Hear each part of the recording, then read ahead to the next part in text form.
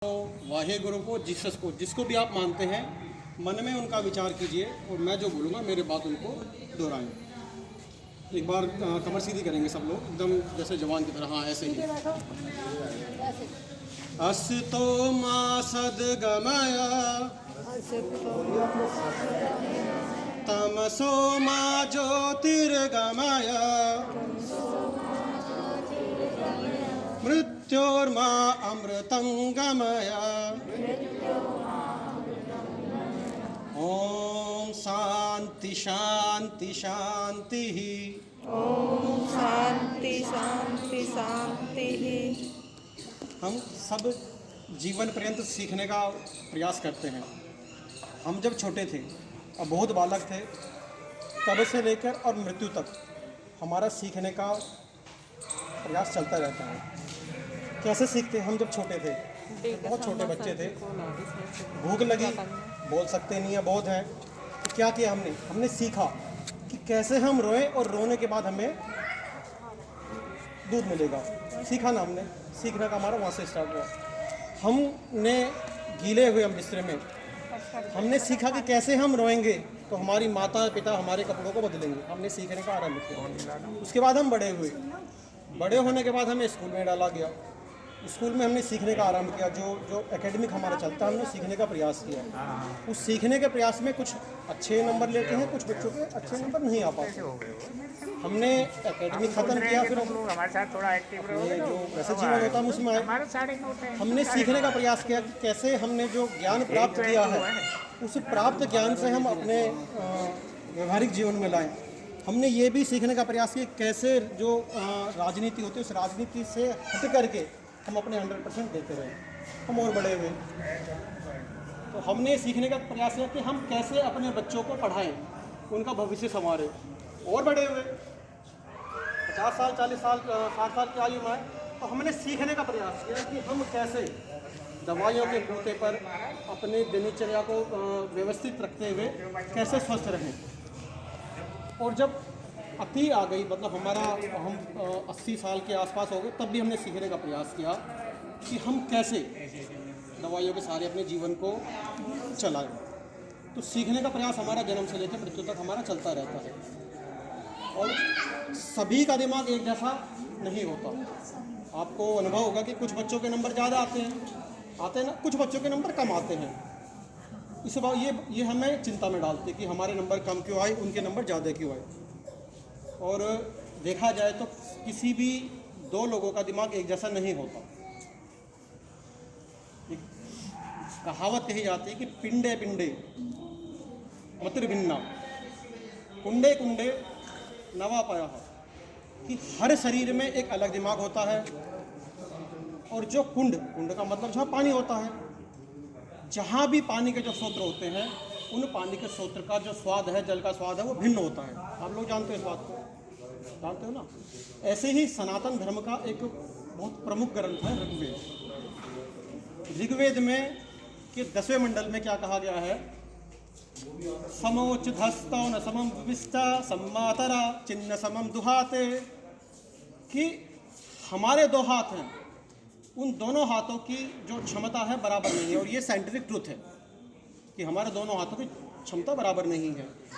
एक गाय ने 2 बछड़ों का जन्म दिया, दोनों बच्चों की जो शकल है, उनके जो गुण हैं वो भिन्न होंगे। तो वो सब हम सब के ऊपर होता है। हमें भी हम जब पढ़ते थे हमें भी लगता था कि वो बच्चा हमसे आगे निकलता है और हम जीवन भर नहीं पढ़ पाएंगे, हम जीवन भर इनसे आगे नहीं निकल पाएंगे।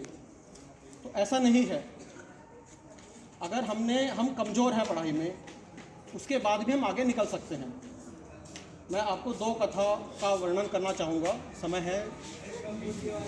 एक कथा पुरातन से है।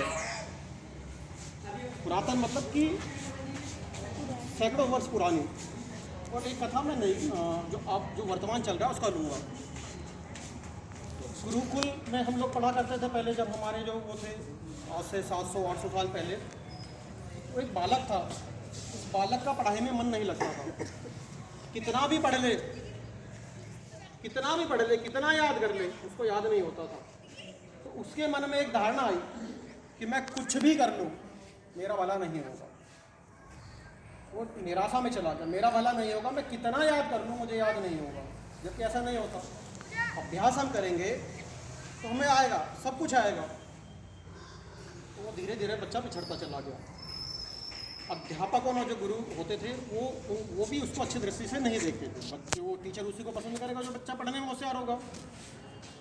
बच्चे, क्योंकि उसका नाम वरदराज था, और हिंदी में अगर हम अवधी भाषा की बात करें तो बल्द बोलते हैं बैल को। बैल का मतलब जड़ बुद्धि, जिसकी बुद्धि में कोई बात ना आए। अवधी भाषा में जो हमारी जो हिंदी से अन्य भाषाएं बनी हो, जैसे पहाड़ी भाषा, गढ़वाली भाषा, उसमें भी बैल को बल्द बोलते हैं। तो बच्चों ने वरदराज को बल्दराज बोलना चालू कर दिया कि भाई ये तो जड़ बुद्धि है, इसका कुछ होगा नहीं। वो खुद भी निराशा में आ गया। एक दिन जब टीचर भी देखते रहे, क्योंकि जैसा आज है उस समय ऐसा होता था, संसाधन बहुत सीमित थे। तो अब उन्होंने क्या किया, उसको बोला कि बेटा एक काम करो कि तुम अपने घर चले जाओ और खेती बाड़ी में अपने माता पिता का हाथ बटाओ, ताकि उनकी जीविका को थोड़ा और सहायता मिल जाए। तो निराश होकर के वो चला गया वहाँ से कि भाई इसलिए निराश नहीं हुआ कि मुझे पढ़ने को नहीं मिल रहा है, इसलिए निराश हुआ कि मैं घर जाके माता पिता को क्या बोलूँगा। तो अब जो जा रहा था वो, तो जाते जाते उसको प्यास लगी, रास्ते में कुआं देखा, प्यास लगी। तो कुएं में आप लोगों ने नहीं देखा होगा, कुएं में एक कुआं गड्ढा है, उसके ऊपर ऐसे लकड़ी का वो लगा देते हैं, लकड़ी का एक रस्सा बांध करके, ऐसे रस्से को लपेट करके रखते हैं उसमें। तो जो जिससे रस्सा घूमता है, जिसमें जुआ बोलते हैं उसे, तो वो पत्थर का होता है। जब वरदराज जी ने देखा कि ये पत्थर का भी घिस गया है, किस वजह से घिस गया है कि जो रस्सी लोग जब पानी निकालते हैं तो रस्सी उसके ऊपर आती है, तो जब उसके ऊपर रस्सी आती है तो उसकी वजह से घिस गया वो। तो उसके दिमाग में आया कि जब ये रस्सी, पत्थर जैसी मजबूत चीज़ भी घिस के ऐसी हो सकती है, तो मेरा दिमाग भी, मैं भी अगर पढ़ाई में ध्यान लगाऊं तो मैं भी उसमें कर सकता हूँ। वो दोबारा वो वापस आए स्कूल में आकर के, गुरुकुल में आकर के उन्होंने अपने प्राध्यापक से कहा कि मुझे दोबारा भर्ती कर लीजिए। तो बड़े संकोच से उन्होंने उनको भर्ती किया। अब जब उसको संकल्प ले लिया था, देखो आप सबको एक बात मैं कहना चाहता हूँ, कभी वादा मत करो, संकल्प लिया करो कि मैं, आप माता पिता से बोलते हो जी मैं प्रथम आऊँगा, आप अपने से संकल्प लो कि मुझे प्रथम आना है, और संकल्प का कभी कोई विकल्प नहीं होता है, ये आप गांठ बांध कर ले लीजिए। उसके बाद वो उन्होंने, क्योंकि अपने वो दृढ़ संकल्पित थे, उन्होंने पढ़ना चालू कर दिया।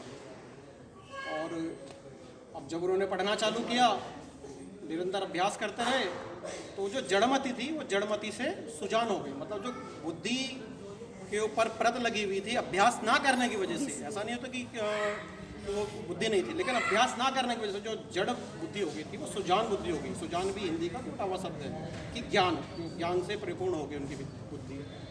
और आगे चल के जिस बालक को स्कूल से निकाला गया, जिस बालक का बच्चे तिरस्कार करते थे बल्दराज बोल करके कि ये बैल बुद्धि है, उन्होंने कि एक अपने संस्कृत के विद्वान है पाणिनि जी ने व्याकरण लिखा। जैसे हिंदी की व्याकरण होती है, अंग्रेजी में ग्रामर होती है, उसी तरह से संस्कृत के लिए उन्होंने पाणिनि में लिखा, व्याकरण लिखा था पाणिनि जी।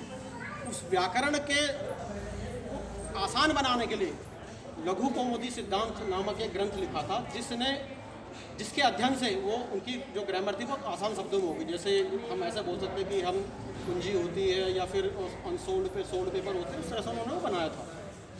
और भी उसके अलावा उन्होंने बहुत सारे कार्यक्रम किए, बहुत सारी किताबें लिखी। एक तो उदाहरण ये था। एक उदाहरण है कि मध्य प्रदेश में एक जगह है मुरैना, जैसे हमारा गाजियाबाद एक डिस्ट्रिक्ट है, ऐसे ही मुरैना एक ज़िला है। उस ज़िले में एक निर्धन परिवार का बालक, वो बालक जो कि 9वीं कक्षा में आया तो 33% से पास हुआ, 10वीं में आया तो 36 से पास हुआ, 11वीं में आया तो अगेन वही 40-33 के आसपास से पास हुआ वो। और जब 12वीं में आया तो 12वीं में नकल नहीं चल पाई, तो उस बच्चे के साथ क्या हुआ होगा, आप कल्पना के क्या हुआ होगा बताओ, जोर से बोलो। फेल हो गया बच्चा। अब जो बच्चा फेल हो गया, जिस बच्चे ने 9वीं में कम नंबर आए, पास मतलब चीटिंग करके 10वीं में कम नंबर आए, चीटिंग करके पास हुआ, 11वीं में कम नंबर आए, चीटिंग करके पास हुआ, लेकिन 12वीं में चीटिंग नहीं हो पाई तो वो फेल हो गया। ऐसे बच्चे का भविष्य क्या होगा हम लोग लगा सकते हैं, कल्पना कर सकते हैं। तो हम प्रथम दृष्टया कल्पना करेंगे तो वो बच्चा आगे जाके अच्छा नहीं होगा, लेकिन ऐसा नहीं हुआ